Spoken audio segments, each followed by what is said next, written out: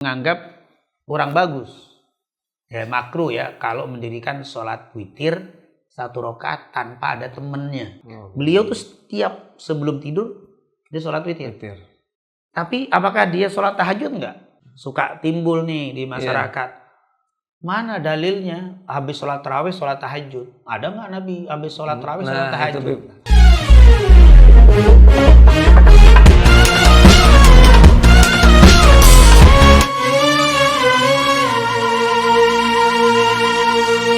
Assalamualaikum warahmatullahi wabarakatuh. Masih bersama saya Firman Al-Mukti dalam podcast Nurul Fajri, Spam, Sapa Jamaah. Nah sahabat Nurul Fajri yang berbahagia, Masya Allah, Tabarakallah, tidak terasa ya hari demi hari di bulan suci Ramadan ini sudah kita lalui. Mudah-mudahan segala amal ibadah kita diterima oleh Allah Subhanahu wa Ta'ala. Dan kembali dalam podcast Nurul Fajri kali ini kita masih membahas seputar kemuliaan bulan suci Ramadan. Dan kali ini masih bersama dengan guru kita Al-Habibana Al-Habib Abdurrahman bin Ahmad As-Segaf. Dan kali ini kita akan membahas tentang masih berkaitan dengan sholat tarawih. Kita sapa dulu nih guru kita. Assalamualaikum ya Habibana. Waalaikumsalam warahmatullahi wabarakatuh. wabarakatuh. Alhamdulillah, semoga Habib selalu sehat walafiat dan juga selalu diberkahi ilmu-ilmunya, Masya Allah. Ini luar biasa Habib, respon dari para penikmat podcast ini semakin antusias ternyata. Dan mereka semakin tertarik untuk terus mengikuti kajian di podcast ini. Nah, Bib, di episode sebelumnya kita pernah membahas tentang Ramadan dan yang kemarin kita bahas adalah tentang sholat tarawih. Ini masih berkaitan dengan sholat tarawih, yaitu sholat witir. Nah, kita lihat dan kita saksikan di masyarakat ini, Bib, ada yang melaksanakan witir itu 2-1, ada juga yang 3 langsung sekaligus. Ini mereka dasarnya apa Bib yang mereka ikuti? Dan tentunya apa juga dasar kita melaksanakan witir? Apa sih makna witir dalam pandangan Islam sendiri? Fadhol Bib. Waalaikumsalam warahmatullahi wabarakatuh. Alhamdulillah ketika kita bicara tentang Ramadan itu lekat di benak kita tarawih dan witir. Betul. Padahal sebenarnya witir itu ada di dalam dan di luar Ramadan. Ya. Kadang-kadang kita tidak sholat witir kecuali di bulan Ramadan. Betul. Padahal witir itu ada di dalam dan di luar Ramadan. Jadi yang khusus Ramadan itu tarawihnya. Tarawihnya ya. Mulelnya. Nah, tarawihnya iya. Tapi kalau witir itu bukan khusus di Ramadan, tapi ada di dalam dan di luar Ramadan. Ya, di witir. Adapun dari segi bahasa witir itu nih ganjil. Witir itu ganjil. Kan pernah dengar kita hadis innallaha witrun yuhibbul witra. Betul. Allah itu ganjil, suka pada bilangan yang ganjil. Nah, itu ganjil. Jadi bisa 1, 3, 5, 7, 9, 11. Jumlah tersedikit 1. Nah, ini paling sedikit 1. ya. Iya, paling sedikit 1. Tapi kata Imam Ahmad bin Muhammad bin Hanbal Syaibani, murid daripada Imam Syafi'i pendiri mazhab Hambali ya. Beliau menganggap kurang bagus. Ya makruh ya kalau mendirikan sholat witir 1 rakaat tanpa ada temennya. Misalkan antum tengah malam bangun wudhu sholat 1 rakaat tidur lagi. Nah, itu kan itu temennya sendiri tuh. Kenapa? Karena Nabi tidak pernah sholat witir 1, tahajud 2, witir 1. Ini mesti ada temennya. Harus ada temannya ya. Tapi kan rugi. Bangun wudhu begitu lama, 1 witir. 1 witir, assalamualaikum, baca kulhu lagi. Tidur kan sayang. Maka jangan sendirian. Makanya kata Muhammad nggak bagus sholat sendirian. Walaupun cuma 1, tapi dia harus ada teman. Ya. Tahajud 2 rakaat, witir 1, masuk tuh. Tapi jangan witir sendiri. Tapi tetap hitungannya witir. Kalau dia sholat 1 aja, witir itu namanya. Pahala witirnya pun tetap. Tetap witir. Ya jumlah terbanyak witir ada yang mengatakan tidak terbatas. Tapi ada yang mengatakan 11. Nah, dalilnya dari hadis tadi yang pernah kita singgung tentang tarawih 4-4-3 itu.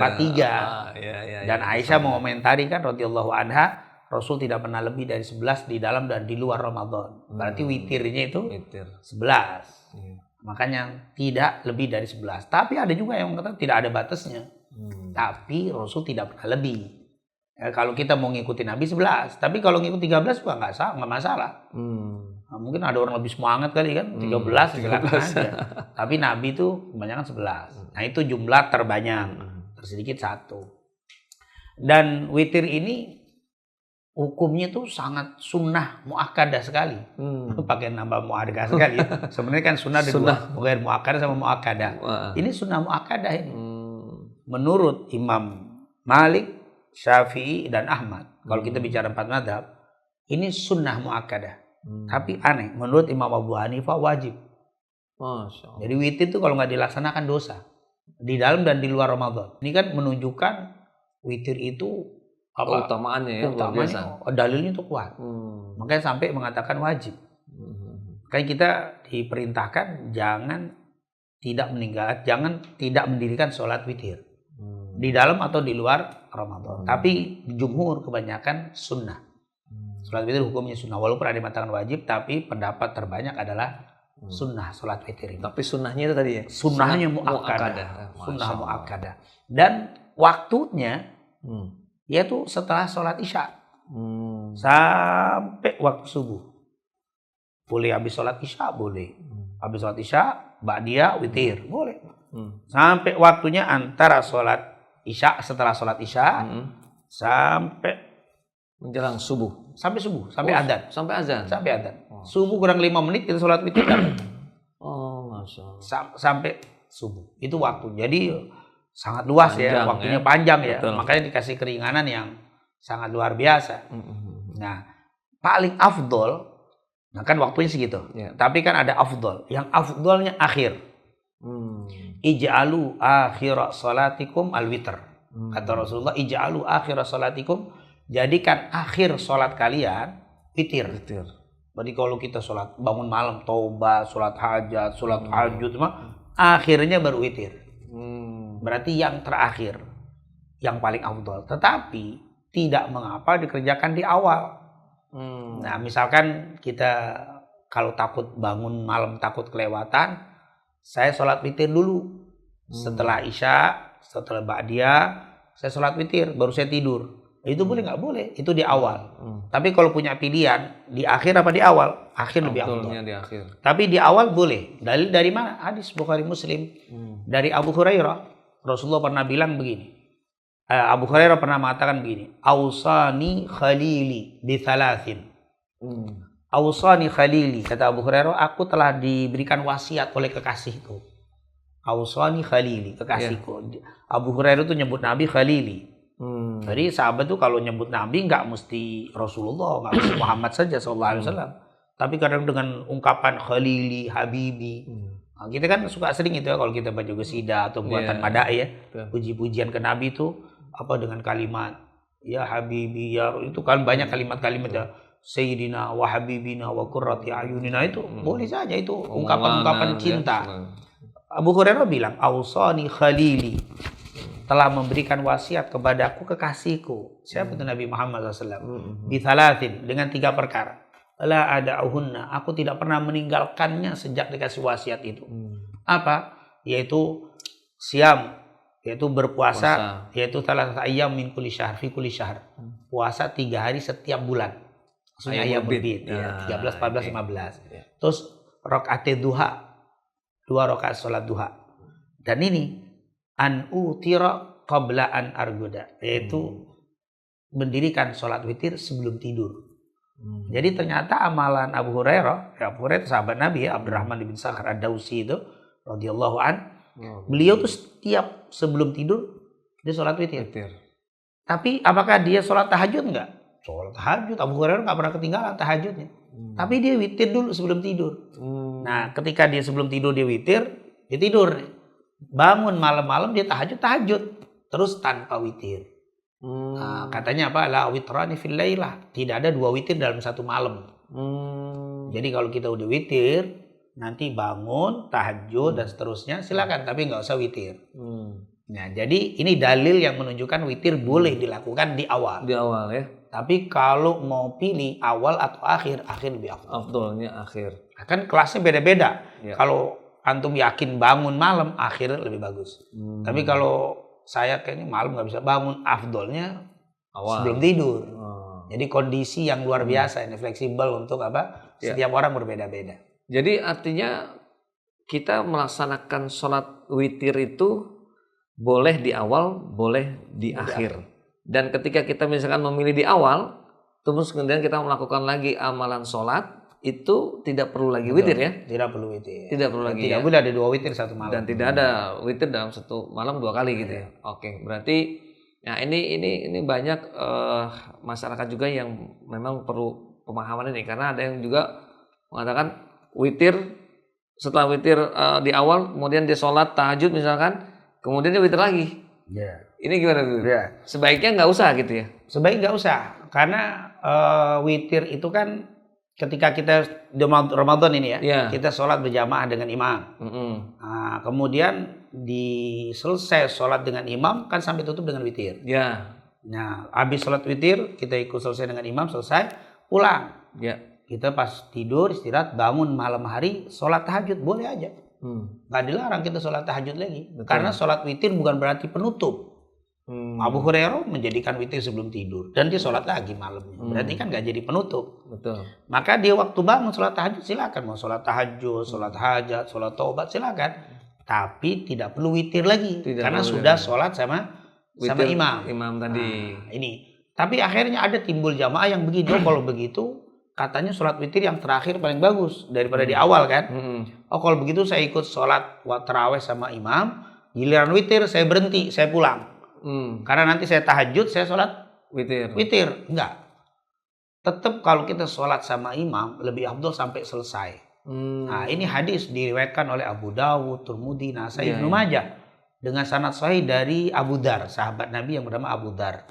Dikatakan, man sholla ma'al imami hatta yansarifa, katanya. Man sholla ma'al imam. Siapa yang sholat bersama imam, hatta yansarif, sampai selesai, husiba, dan riwayat kutiba. Husiba au kutiba lahu qiyamul lailatin. Maka dia seperti menghidupkan satu malam full. Tuh, maka kalau kita ikut sama imam, jangan ditinggalkan imam sampai selesai. Dia tarawihnya misalkan berapa? 11 ya, 8 rakaat dia berhenti. Kita biasa 23. Jangan ditinggalkan imam, tetap ikut imam. Sampai imam assalamualaikum witir selesai, kita pulang. Nanti di rumah ditambah tanpa ada witir lagi. Nah ini kadang-kadang tidak sedikit, baru 8 kita tinggalin kan saya mau nambah. Witir enggak, jangan. Karena punya keistimewaan tersendiri. Siapa yang sholat bersama imam hatta yansharif, sampai selesai imamnya, maka dia seperti menghidupkan satu malam penuh. Hadis sahih ini Abu Dawud, Tirmidzi, Nasai, Ibnu Majah. Makanya kalau saran saya, yang lebih bagus lagi, ya yang lebih aman, kalau supaya nggak ada ganjelan, yang 11, ya cari masjid yang 11. Biar sampai bisa habis. Karena kalau dia sholat yang dengan 20, mau nggak mau 8 dimundur. Dia langsung keluar dia. Nah, keluar. Dia nggak dapat bersama imam. Dapat keutamaan bersama imam tadi. Begitu juga yang 20. Yang 20 kalau ikut 11 masih aman. Kalau dia ngerti ikut selesai pulang nambah lagi. Jangan pas 8 pulang, maka nggak dapat imam. Makanya di situ pentingnya ilmu ya. Betul. Nah, jadi ini hadisnya umum. Man shalla ma'al imam hatta yansarifa husiba lahu qiyamul lailatin. Ada riwayat husiba, dihisab, dihitung. Pahalanya seperti menghidupkan satu malam. Ada yang bilang kutiba lahu qiyamul lailah, seperti menghidupkan satu malam. Nah, ini tentunya sayang. Kalau kita ikut berjamaah, usahakan sampai selesai. Tinggal nanti mau nambah. Kalau memang witir sudah, tinggal nambah tanpa ada witir. Kan enak, itu lebih tenang. Sebenarnya lebih tenang ya. Lebih tenang, lebih nyaman. Coba bayangin, kita udah sholat duduk paling depan, giliran witir kita keluar kan ganggu jamaah lain. Coba diikutin sampai habis. Dapat keutamaan yang bersama. Keutamaan dapat seperti nanti tinggal ditambah. Semalaman ya. Makanya perlu itu ilmu itulah. Betul. Nah ini penting banget Bib, karena memang kita seringkali juga mendapati pertanyaan-pertanyaan seperti ini ya. Kenapa kita sudah sholat witir, kemudian kita witir lagi nggak nanti? Kita kan pengen tahajud nih. Nah ini baiknya gimana? Apakah tidak melakukan witir atau tetap melakukan witir? Nah ini tadi seperti Habib sampaikan, kalau memang sudah bisa mengikuti witir bersama imam, dapat keutamaannya. Dan kalau kita mau melanjutkan, boleh tidak menggunakan witir gitu ya. Tanpa witir. Silakan sholat malam mau apa berapa rakaat pun silakan. Artinya berkaca tadi yang mengatakan witir itu afdol di akhir, berarti itu bisa nggak perlu ya, Bebe? Iya, karena dia pikir begitu, akhirnya ditinggalin imam, dia nungguin witir akhir. Gitu. Jadi memang memahami hadis harus secara komprehensif ya, secara semua ya, jangan cuma satu sisi. Kalau satu sisi, memang witir yang terakhir paling bagus.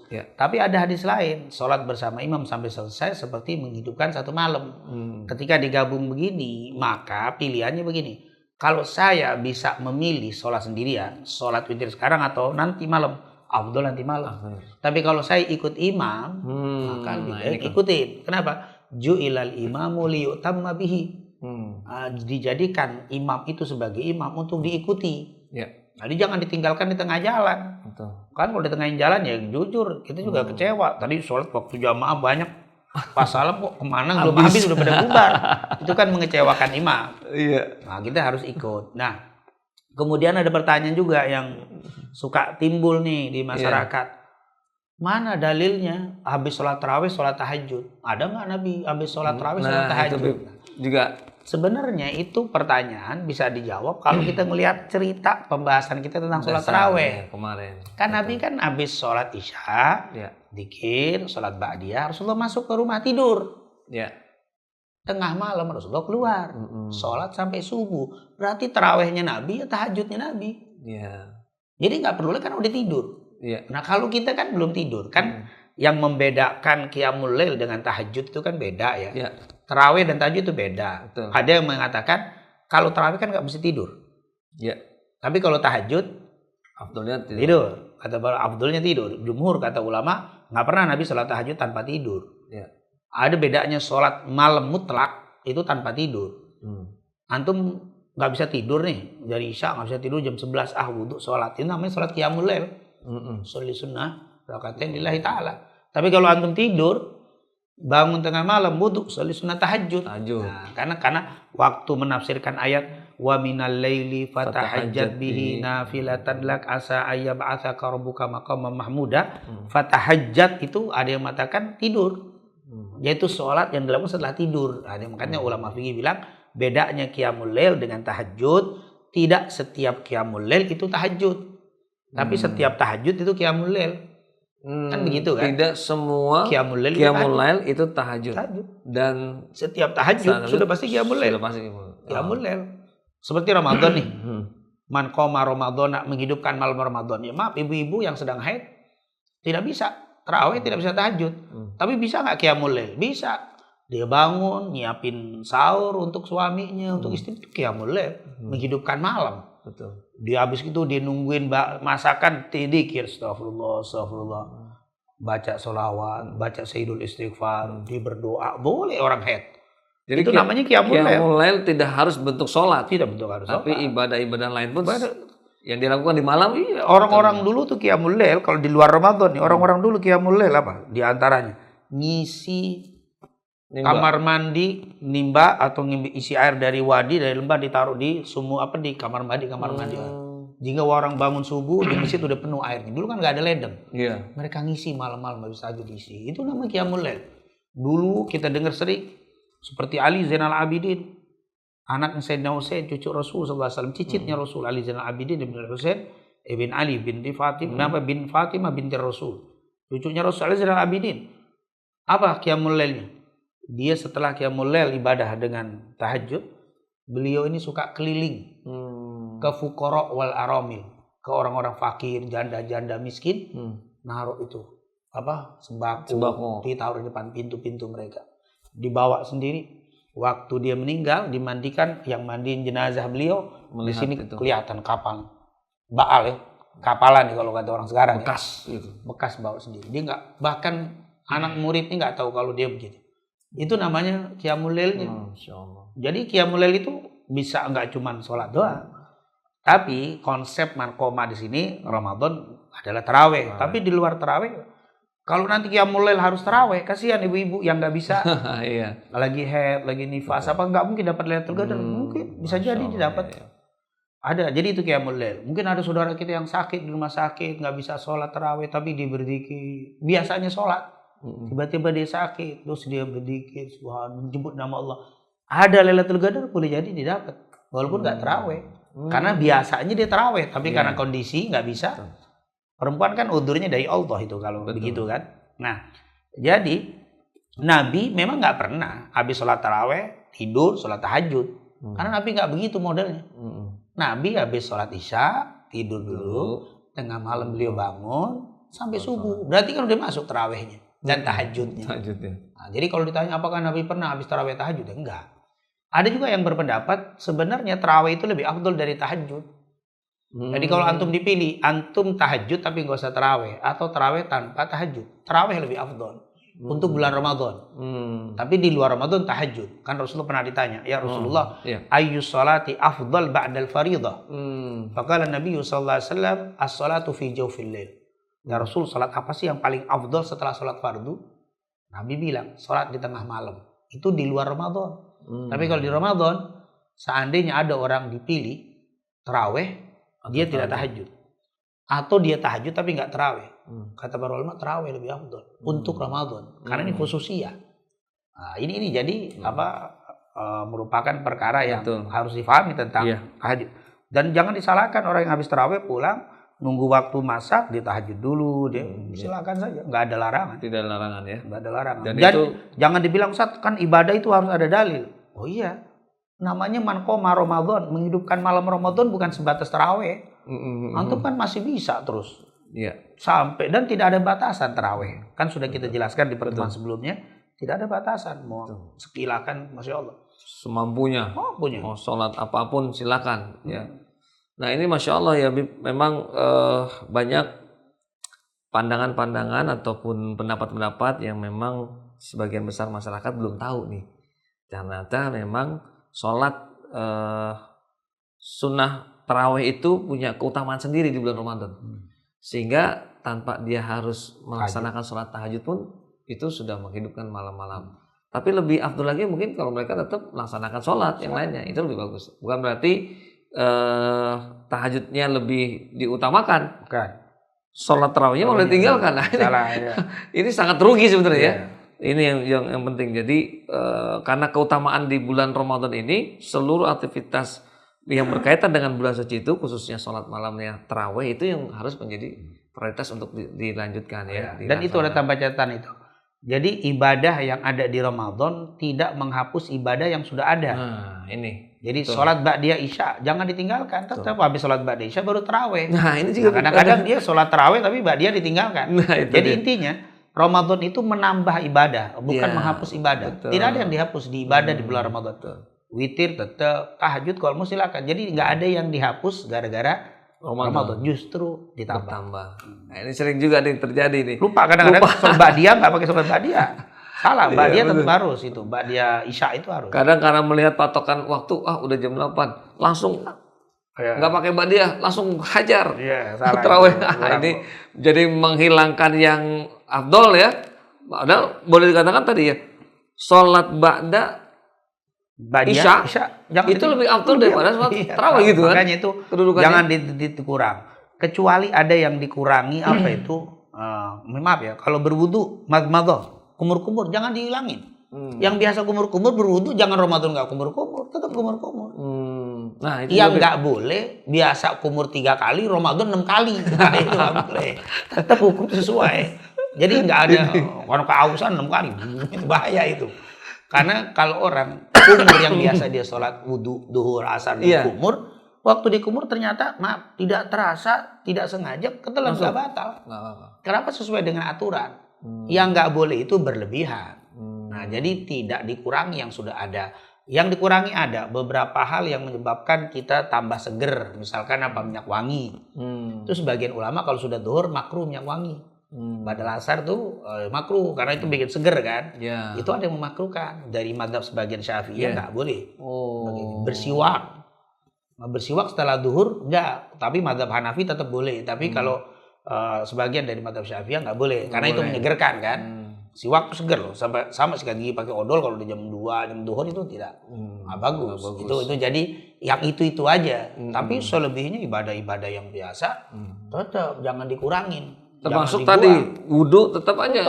Kan Tetap. kadang karena ada kekhawatiran maka yang diambil yang wajibnya. Iya. Sunnahnya nggak dilakukan. Itu salah. Jadi tetap Justru tetap aja wudhu sebagaimana normal, biasa ya. seperti biasa. Kalaupun ada terjadi mungkin sengaja gitu. nggak sengaja namanya kan. Lain, semua. Nggak ada batal istilahnya. Yang kan? nggak boleh dilebihkan. Ya. Biasanya wudhu cuma segini doang, duhur basah semua. Sampai sini kuyup, dimasukin mulut. Itu kan kelebihan itu, nambah. Kalau itu. mandi gimana, Bib? Mandi di Siang. waktu yang Mau bukan mau waktunya, makruh. Yang bukan waktunya. Tapi dia biasa mandi pagi sore. Mandi pagi sore biasa aja. Malah kalau bisa maghrib itu dalam keadaan bersih gitu kan. Setiap malam maghrib itu sholat maghrib itu dalam keadaan sudah mandi. Kalau ada yang memang membiasakan, Bib, setiap mau sholat dia mandi. Itu gimana, Bib? Itu semua kebiasaan mubadir ya. Gitu ya. Yang tahu kita kan wudhu. Karena saking tiap sholat ininya wudhu. apa namanya menghormati, pengen ya namanya beralasan gini, pengen main menghadap Allah, pengen yang bersih. seger bersih, setiap sholat dia mandi. Ya nggak apa-apa. Nah, juga ya. Nggak apa-apa ya. Nggak apa-apa. Tapi sebenarnya memang agak jarang. Boros ada, juga ya. Yang ada tuh wudhu ya. Ya habis mandi tuh. Ya, wudhu udah cukup sebenarnya ya. Nggak usah harus mandi gitu. Karena memang kan disunahkan setiap sholat fardu itu satu wudhu. Ya kan tajdidul wudhu. Iya. Kita habis sholat subuh belum batal ya. Habis sholat subuh kita wudhu belum batal, sampai duhur belum batal. Sunnahnya tetap wudhu lagi. Karena satu wudhu itu untuk satu fardu afdolnya. Tapi nggak apa-apa digabung dengan satu wudhu nggak apa-apa. Cuman afdolnya tajdid al wudhu. Tapi kalau satu sholat sunnah itu nggak boleh, nggak bagus satu wudhu. Misalkan kita sholat taraweh nih. Kita sholat sholat isya selesai, dzikir, sholat ba'diyah, selesai sholat taraweh nggak perlu wudhu, karena itu kan sunnah. Kalau sunnah itu mau sholat berapa kali satu wudhu cukup. Ya. Tapi kalau untuk satu fardu lebih bagus afdolnya satu wudhu. Tapi kalau digabung dengan satu wudhu, sholat subuh satu wudhu nggak batal, sampai isya satu juga boleh. Tapi bagusnya duhur wudhu lagi. Terus nanti asar wudhu lagi gitu. Tapi kalau mandi lagi itu unik juga ya. Mandi terus takutnya keriput kan. Kebanyakan mandi. Mungkin dia gerah kali. Oh iya, tapi boleh jadi kalau dia kotor mandi itu bagus. Betul. Mandi itu bagus. Nggak Itu salah tentunya juga ya, menjadi beda ya kalau kita ibadah itu dalam keadaan bersih, wangi itu beda. Betul. Nah itu tadi mungkin dalam situasi kondisi yang berbeda itu boleh-boleh saja ya. Jadi nggak bisa dihukumi, nggak boleh. Boleh jadi ada orang-orang tertentu yang memang harus mandi tiap waktu, terutama kerja di tempat-tempat yang kotor ya. Seperti tempat sampah. Kan ada ya saudara kita yang kerja. Itu bukan hina pekerjaan itu. Halal itu. Ya. Dia kerja itu juga dia perlu. Kemudian juga mungkin bekerja di bagian hijamah, berbekam. Dia kan berkaitan dengan darah. Betul. Ya khawatir ada yang namanya bermain dengan hijamah itu kan darah ya, takutnya ada yang najis ya. Najis. Jadi setiap sholat di mandi itu boleh-boleh aja. Bagus. Itu hati-hati itu. Berarti prinsipnya ya kehati-hatian dalam beribadah ini juga penting. Dan memperhatikan hal-hal yang sunnah maupun yang punya keutamaan lebih, itu juga harus kita sama-sama pahami ya, supaya ibadah kita betul-betul punya nilai yang besar di hadapan Allah Subhanahu wa taala. Baik, Bib, Masya Allah nggak kerasa kita ngobrol gini panjang, Bib. Nih kalau bahas terus nggak ada habisnya nih, Bib. Tapi Masya Allah ya, mudah-mudahan jamaah maupun sahabat Nurul Fajri tetap stay tune nih di podcastnya ya. Podcast kita ini yang kita cintai bersama. Karena banyak kali hikmah dan ilmu yang bisa kita dapatkan dari guru kita bersama, Habib Bana Abdul Rahman As-Segaf. Nah, mudah-mudahan di pertemuan berikutnya, Bib, kita bisa bahas lagi hal-hal yang lebih menarik lagi. Insyaallah. Ya, mudah-mudahan kita bisa memberikan hikmah buat masyarakat di luar sana. Baik, terima kasih banyak nih, Bib, atas waktunya yang sudah memberikan banyak kali ilmu ya buat kita semua. Maka itu, sahabat Nur Fajri, saksikan terus podcast Nur Fajri, acara kita Spam Sapa Jamaah, selalu stay tune di channel yang luar biasa ini. Baik, dari saya terima kasih atas perhatiannya. Akhirul kalam, assalamualaikum warahmatullahi wabarakatuh. Waalaikumsalam warahmatullahi wabarakatuh. Jazakumullah khair. Insyaallah.